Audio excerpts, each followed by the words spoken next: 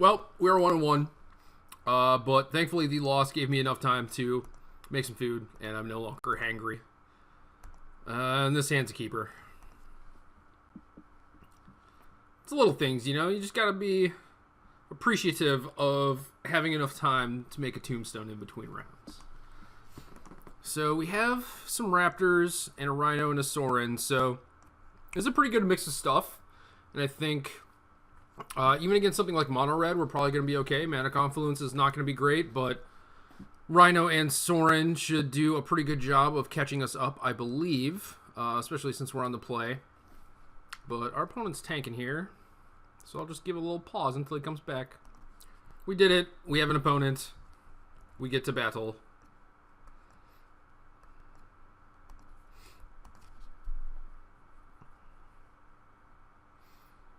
So I think what I'm hoping for is maybe an Esper opponent. I would like to try that matchup. Abzan is also fine. And we have Hero's Downfall, so that kind of rounds out our hand a little bit, gives us a lot of different answers to different things, so that's nice. Hopefully he is more of the control spectrum than the aggro one, but we'll see. Would not be shocked to see a Lion or Death Dealer here. And it is a kitty cat. So we have the Elspeth. We're a little ways off of casting that, but I think that's okay. This matchup should maybe go kind of long unless one person runs the other one over, but since I have two Raptors, Rhino, Downfall, I don't think that's going to be happening, so Elspeth is probably going to end up being pretty good. And he is not going to be able to curve out fully because he has a Temple for his third land drop. So that's fine. Probably just going to take a fairly defensive stance here and trade away the Raptor for the Lion if he gives me the opportunity to do so. I think with things like Elspeth and Sorin, we have the tools to play a longer game, and we're not really looking to race or anything, although Sorin might give us the potential to do that. I think since I have Elspeth, it's safer to just give him the beat, or take the control role instead of giving him the beatdowns, but we'll see. Obviously, if an opportunity to get aggressive presents itself, I will happily take that, but he also has a 2-drop in ultimate price to kill my Raptor. And now we have a choice between playing another Raptor into a potential Abzan charm or to just Bile Blight the Lion and get it out of the way now. And I think just using the removal spell is probably the best way to do it because, like you guys saw in round 1, I played Lion, and then a bunch of removal spells, and then just ran over my opponent, and I don't want the same to happen to me here, so I think it is important to just kill the creatures as they come out, probably, like now that he has a slight tempo advantage. So, Bile Blight the Lion, and then we'll be able to Downfall the follow-up. Hopefully that will give us enough time to draw into some lands. And we do have 26 in the deck, so it is kind of a high number for my pretty low curve, but we've never really been flooded so far. It's mostly felt like we're kind of stuck on lands, and maybe Courser is going to help here. I'm not sure what the first opportunity I'm going to get to play it will be. If he has another follow-up threat, I'm probably going to want to play the Rhino. So then Courser is 2 turns away, but I think that's okay. I think I'm fine with that. So again, while Raptor might be a pretty reasonable answer to a Rhino, I don't want him to kill it and get an attack in, so I'm just going to kill his creature.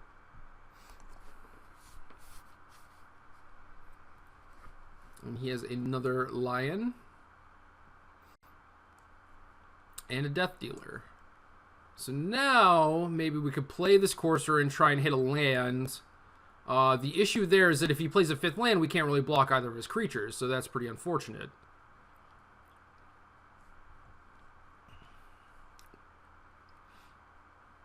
But, I don't know. If there's a land on top, I think I like the Courser play better, and if there's not, I like just playing Rhino. I mean, he didn't play a land last turn, so he's got 3 cards, so that means that, A, he has a bunch of spells, and we'll have to draw a land, and this deck has mostly ETB untapped lands, but also there's a significant amount of lands that enter the battlefield tapped, so he might not even have 5 mana next turn, so Courser might be good, but I don't know. This one is pretty tough, I think. I'm leaning towards playing Rhino, So I'm just going to do that, I guess.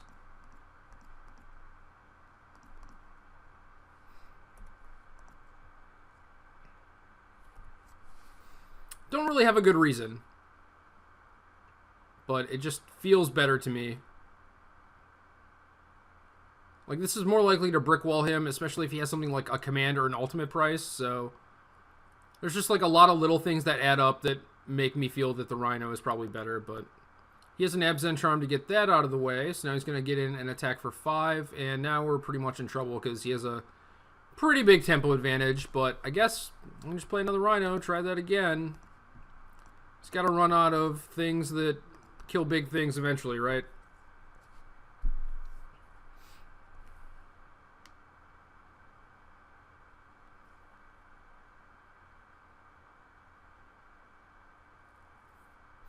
So it appears that he does not have a spot removal spell, at least one that kills Siege Rhino. So he's bringing in the Death Dealer, could pump it twice to eat the Rhino. I'm just going to take the attack because if he puts me to 4, I think I'm fine with that. He's also pretty low, so maybe I could do something like play Sorin, tick it up, and hit him for 5 if he wants a double pump. Especially since that would put him to 10, but he's just going to play a Rhino of his own, so now I'm at 5. We have a downfall, but we're very, very low, and we just never really had time to play out all these spells. Pretty unfortunate. Stuck on lands. I think my best bet is to probably kill his Rhino at some point.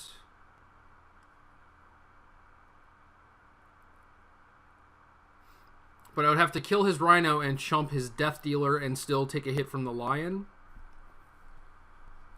So that doesn't seem very good. If I play the Raptor, he has to pump and regenerate to get around it. If I play the Courser, he just has to pump once, and then our Rhinos can bounce, or I could actually block the Lion. So yeah, maybe Courser is better. Maybe we'll find one of these lands that we've been looking for, and we don't. Just an Absent Charm. So that's pretty bad. And then I'm dead to basically anything here. Ultimate Price is it. So Ultimate Price was a factor. That was a card. So I liked playing the Rhinos the way I did, but yeah, we just didn't have lands for a while. So what do we want here? We want some Glares, we want some Bile Blights. Thoughtseize is okay, but not great. Sorin is pretty great. Ultimate Price is pretty mopey against his almost all multicolored creatures. So we're looking for 2 more cards. I don't think I want Thoughtseize. Merciless Executioner is another 3-mana removal spell effectively, but I don't think I really want that. Dromoka's Command is probably the worst card here. It requires me to have something in play to fight something, and the other modes, like I'm not going to get a 2-for-1. It is basically just a pit fight in this deck, or a Hunt the Weak, actually, for 2 mana. So maybe we just cut those. We're bringing in extra Blight and 2 Glares, so we have basically the same amount of 2s as we did before. Mana Confluence also got me for a decent chunk that game. Would have been slightly better as a Caves of Koilos.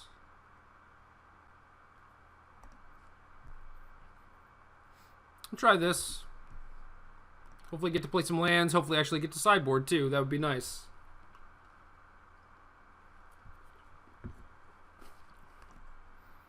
Alright. Definitely want to take the play. And this hand is not great, but it is keepable. The Scryland certainly helps. And we're going to start that off because I'm pretty sure I know what I'm looking for, and Fleece Mane Lion is it.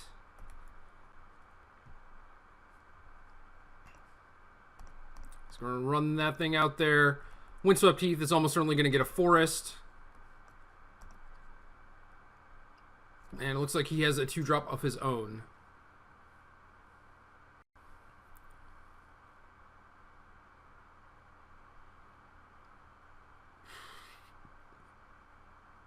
So if I tackle Lion, he's not going to block, and then that's going to maybe clue him into the fact that I have Absent Charm, which I don't think there's any point to give him any necessary information Plus, I'm probably going to want to use this to draw 2 anyway, so if he blocks, I don't even really want to use the charm to kill his guy, because then he'll probably just kill my guy.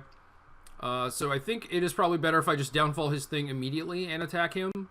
I could also just try blocking, but I feel like I'm going to downfall this lion eventually, so I might as well do it now and maybe take a slightly more aggressive stance. You saw last game, Painlands took my opponent down to like 10 life. But this game, we had to play Urborg to play the downfall on curve, so, and he has like basics and whatnot, so he's not going to be taking that much damage, so we're not going to get, you know, a free 10 points of damage in or anything, but we can still end up killing him pretty quickly, I think. So now I could scry first or I could charm first, and if I basically have to use charm to draw cards because I have like nothing going on. So I think it is better to just do this main phase and then scry afterward. And Rhino is good enough to keep on top, probably just keeping like any spell at that point. And now this is the game where we're flooded. So we'll see how this goes. We don't have any of our high-end stuff, and if he has a Rhino, it's kind of a big game, but yep, there is the Rhinoceros. So I could play Rhino to try and bounce, or I could play Raptor to try and trade, and I think it is better to just play the Raptor first.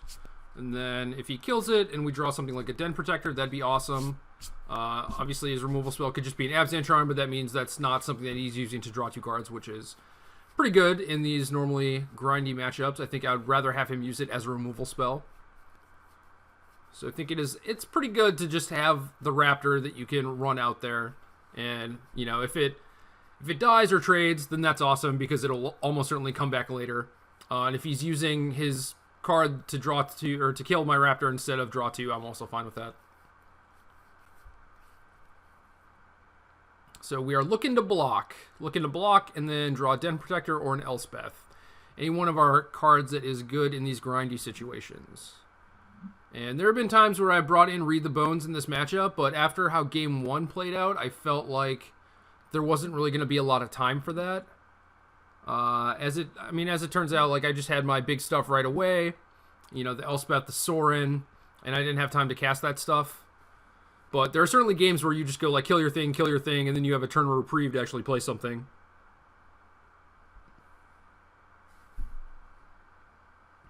And Read the Bones would certainly be good here, but we just don't have it. So we have enough things in our deck that give us an advantage. We just have to draw them. You know, we have the Den Protectors and whatnot, and those would be fantastic. Block. I'm blocking. Snap block. Oh yeah, we get to trade. That's excellent. I'm very excited about that turn of events. Not too excited about him having another Rhino, but one good Rhinoing deserves another, I suppose.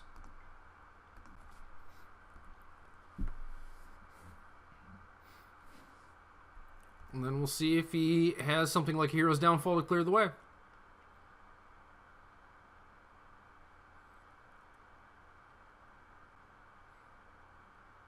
And I'm not like sitting on these Windswept Heaths. Since I have Courser, it is kind of nice to have them. But for the most part, it has just been better to sequence my lands in such a way where I get to put all my ETB tap lands into place. If I draw something like Den Protector, maybe I can play it, flip it up, play another spell. So you could have a Dromoka's Command, which he should probably just use to put a counter on his thing and fight my thing anyway. If he has an Abzan Charm, that's kind of an issue, but I think he would have used it on the Raptor. So I don't really know what's going on here. If he has Abzan Charm, it's bad news, because that means my next Rhino isn't going to deal with his Rhino, and it looks like we just bounce. Okay, so he's trying to raid a Wingmate Rock. That's acceptable. And we don't have enough to play and flip up the Raptor in the same turn, so we're going to bring the beats with this Rhino. Hopefully trade with a Wingmate Rock if he wants to block, but it's pretty risky for him to double block when I could have any removal. So he rightfully just takes it, and The Wingman Rock means that he's going to gain back some life on his attack step anyway. And then we have this Rhino to also try and block his Rhino again this turn. And then we have Raptor flip it up to bring back my other Raptor next turn. So these Rhinos will not be giving us problems for much longer. We do have to deal with this Air Force, though. And we don't have a ton of good answers to it. It is possible that maybe we can attack through it. I mean, he is at 12, I'm at 17, so I'm on a 3-turn clock, and I have him on a pretty fast clock, especially after next turn when I have 2 Raptors. So I'll get to make a 4/4 Raptor and then probably put the Raptor in my graveyard into play face down. I was in a similar spot in an earlier round, and I chose to bring it face up. I think that was round 2. In the off chance that I drew a spell that I would want to cast. Like, Den Protector, Elspeth, and I guess any 4-drop are the only ones that really matter at this point. But I think I have enough with a face-down Raptor that I don't really need to bank on drawing anything. So I think I might be able to win the game, even if... And, like, if I have a face-down Raptor and I draw a spell, it's, like, even better for me. So I think it's just better to play it face-down. I mean, it's, like, so negligible, right? Just, like, 1 extra point of power and toughness, but... Also means if, you know, he has his own, or if he has a way to kill my Raptor, then I still have something face down that I can use to flip it back up. So he's got Surak. So that's bad news. Very, very bad news. That changes the 3-turn clock thing that I had, or that I thought I had. So if we block here, take 11 down to 6. 5, 6, 7, 8, 9, 10, 11. Yep. So that is basically unacceptable, because then we would just be dead to Rock and Bird. So unfortunately can't do that. We have to trade with the thing. He gains a bunch of life. We don't draw anything. And I think now we still... Well, I guess we can double block his Rhino. Surak's a hell of a card. So we can double block his Rhino. I think that's okay.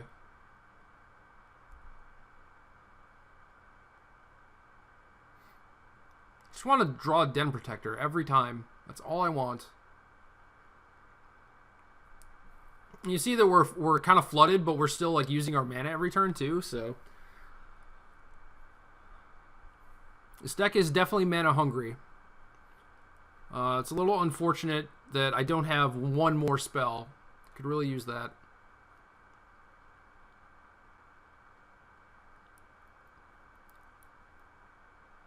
Yeah, and he just has another Rhino, so we're dead. Boo!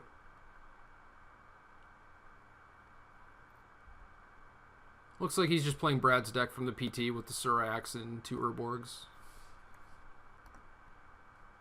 Okay, I'm dead. It's whatever. Well, there's a Sorin and a Den Protector. Those would have been quite good.